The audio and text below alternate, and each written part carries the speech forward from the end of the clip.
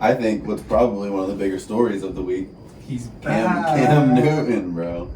I was watching that and I was like, I don't know what the hell he's saying. And I was like, my girl Kate was like, he's saying I'm back. I'm like, oh yeah, that makes sense. It's like I can't understand him, bro. But he did. I mean, you put him in the game in those situations, which is what he's built for. Has always been built for. You know what he's gonna do, and he still did it. It's not like Kyler Murray plays defense. You know what I mean? He still did it against the Cards defense. And, Yeah. I don't know. That was all in all, I think, a great showing for the Panthers. I think it goes understated. Like any Cardinals fan will be like, "Well, we didn't have," but like look what the Niners just did, and the Niners they beat the Niners without Kyler, without DeAndre Hopkins. Look at the Niners just did on Monday Night Football. NFL, it's Dude. literally every given Sunday. Never know. With especially the amount of upsets that have been happening and just like ruining my parlays. What's nuts is like there's like 4 or maybe 5 teams that currently just standings wise, not like projections or like reality, honestly. But there's 4 teams like standing wise that maybe are just out of it.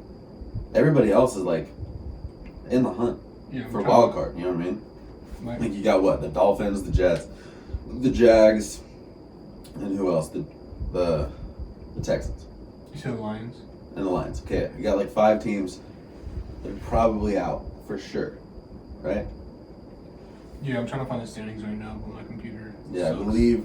I mean, every team can make a run. You know what I'm saying? Like that's pretty interesting this far into the season, going into week 11, right? Yeah. Yeah, this is week 10, so we're going to week 11. So going into week 11 to have this many teams in contention is pretty cool. Plus an extra game this season too. Yeah. Which is even more huge. What do you think with Cam Newton? Like, they picked up the Darnold option for next year already. Like, did they really? Yeah. What do you? When did they do that?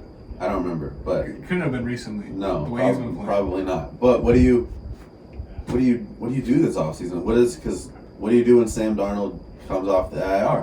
What do we do if Cam Newton wins the job in the offseason? Or like, what do you do? Like, this is if not. I'm a coach, I stick with who's winning me games. If I'm the coach, I try to find a time machine and go back and draft Justin Fields. That's what I try to do. What were they thinking? Or trade for Carson Wentz. No.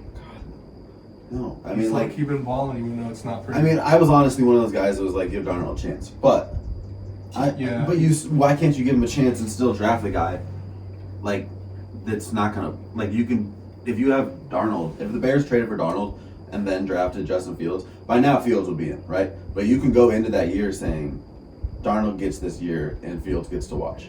But by now with this, I mean, you know what I mean? Like now the Panthers could have made that switch. Now here's Fields. Now we can move on from this other guy. We gave it a chance. You know what I mean? Why didn't they do that?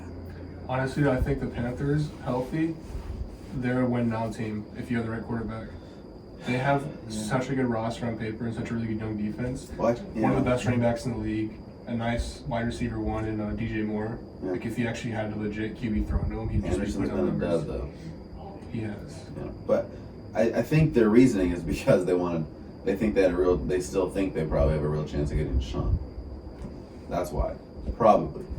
You know what I mean? Like, so maybe they still do that in the offseason. Dude, what a story it would be if Panthers just go on a fat run right now and end up winning it all with Cam Newton back. Gives them the Cam Newton reunion. I mean, here's the thing though, he was never an accurate passer when he was at his best. And now he's just continued to digress after shoulder surgery as well. Like it's just getting worse and worse and worse. Maybe you can make the argument he's like another year removed and healthier. But it's not like a surgery that like goes away for good. Like you still always feel that kind of surgery. It's one of the worst surgeries you can have for somebody that needs their arm to throw. Like it's I don't know. We'll see. Maybe they use them and like do the Taysom Hill kind of where they use both.